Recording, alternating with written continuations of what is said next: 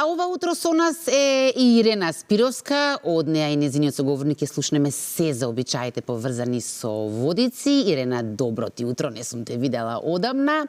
Ирена, инаку да им кажем на гледачите дека ни важи за најпозната планинарка овде во телевизијата. Секој викенд искачува некои висини и планини, но викендов таков е обичајот што треба да се посети некоја вода и ме интересира на која вода ќе појдеш ти.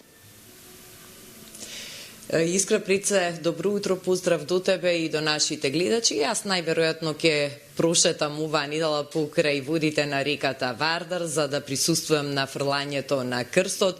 Впрочем, една убава традиција што се негува на секаде ширум Македонија.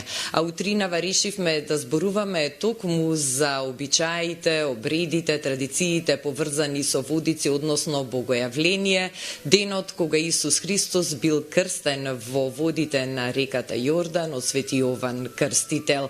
Ово е празник со кој што завршуваат крстените денови и зимскиот циклус на празници, а нешто повеќе околу обредите поврзани со празникот зборуваме во продолжение со етнокореологот Бојан Петковски, со кој што зборуваме од убавиот пријатен амбиент на галерија Матица во центарот на градот. Преце, добро утро, Бојан. Добро утро на вас, добро утро на гледачите на Алфа телевизија. Многу се радувам и добре дојдовте во галеријата Матица. Многу се радувам што токму од овде ќе говориме за една многу важна тема, тоа е културното наследство.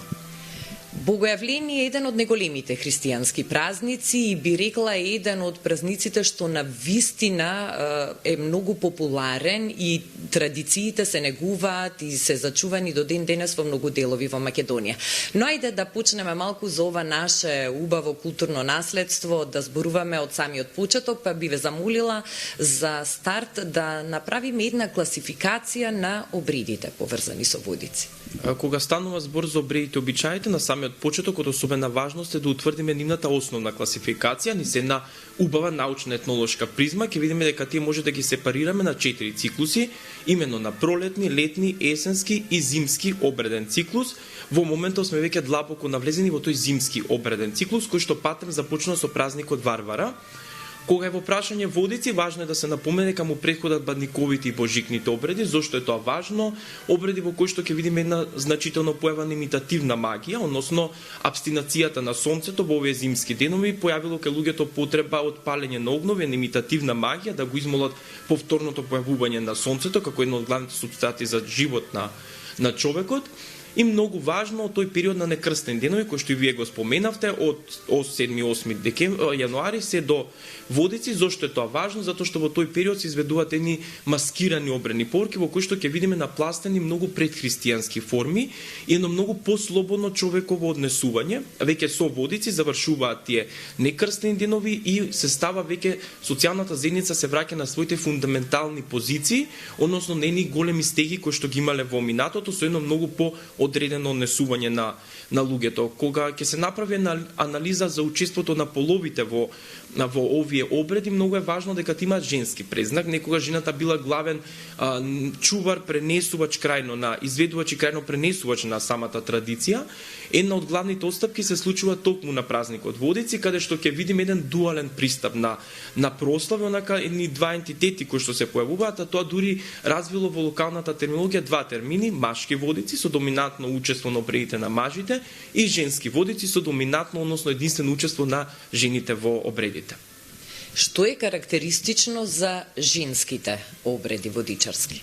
Женските водичарски обредни поворки се застапени на широкиот ареал во Македонија, почнувајќи од етничкиот предел Скопска Блатија, неколку предели во Западна Македонија, потоа Мариово, Битолското поле. Важно е за гледачите да знаат дека кога обредите се застапени на ваков широк ареал во Македонија, имаат многу специфичности и засебни карактеристики. Генерално ни се на научна призма, етнолошка и етнокореолошка, ќе видиме дека може ги поделиме на два типа. Во првиот случај ќе илустрирам преку примерот на етничкиот предел Скопска Блатија. Станува збор за организирана женска обредна поворка. Многу важно, тоа се девојки кои што се немажени. Зошто е важно? Се смета дека овие водичарски обреди се обреди на премин. Се смета дека со одење во овие обреди дел од девојките во наредните години ќе бидат омажени. Имено првата девојка, позната во локалната терминологија како танчовоѓа, таа не е облечена во својата девојачка носија, ами носи многу невестински атрибути, што го најавува своето преминување во својот нов социјален статус. Во текот на обредната поворка ти одат од куќе на куќе и пеат наменски песни. Ке видиме дека доколку го анализираме сюжетот на текстовите на песните, ке видиме дека станува збор тука многу малку се проткајани христијански моменти, речиси да не се спомнува Свети Јован или водици, многу повеќе се насочени кон пожелбите за здравје, среќа и благосостојба. Другиот тип на вакви обреди, кои што може да ги видиме во Битолското поле, во делови од Мариово, станува збор за обредни пороки кои што се многу повеќе поврзани со христијанскиот сегмент.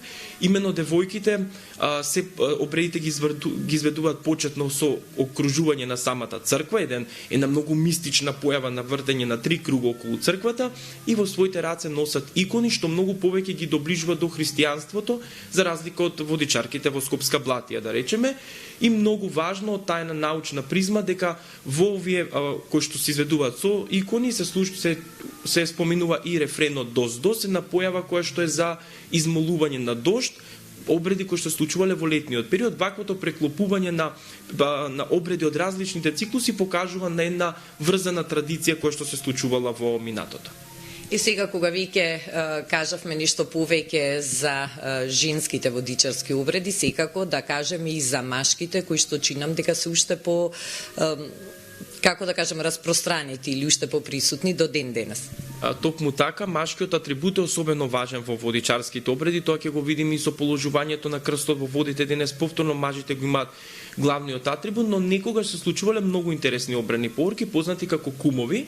Има една фраза во македонската култура која што се користи дека Господ е на небото, кумот е на земјата, на голем кумот се става на многу значаен пиедестал и потоа ќе видиме во западна и во југозападна Македонија обредни поворки кои што се под називот кумови. Имено во обредната поворка има еден кум кој што го има централниот лик. Ке видиме една песна во која што се пее "Добре ми дојде Свети Јоване, добре те најдов нови куме". Зошто го кажав овој стих? Затоа што се прави како еден диалог помеѓу самиот светец и кумот, повторно едно ставање на пиедестал на кумот и тајна корелација на кумот е фактичи самиот светец на земјата. И овие машки обредни поворки пеат многу карактеристични обредни песни. Во кои делови од нашата земја се најприсутни и до ден денес најмногу се негуваат овие водичарски обреди? Одлично прашање и се почесто треба да се отвораат темите за живото културно наследство, затоа што културното наследство не е изолирана историска форма која што треба да ја гледаме како музејски експонат. Напротив, треба многу повеќе да ја гледаме живите форми на културното наследство кои што се светла точка за негово продолжување понатаму. Имено и денес во Битуше се уште се изведуваат женски обредни поворки поврзани со празникот Водици, таму познати како кумстарки. И многу интересно накратко за гледачите да знаат дека се употребуваат и обредни, не би рекол реквизит, тоа зазема централно место, тоа се обредни лебови кои што кумстарките ги носат високо подигнати на своите глави.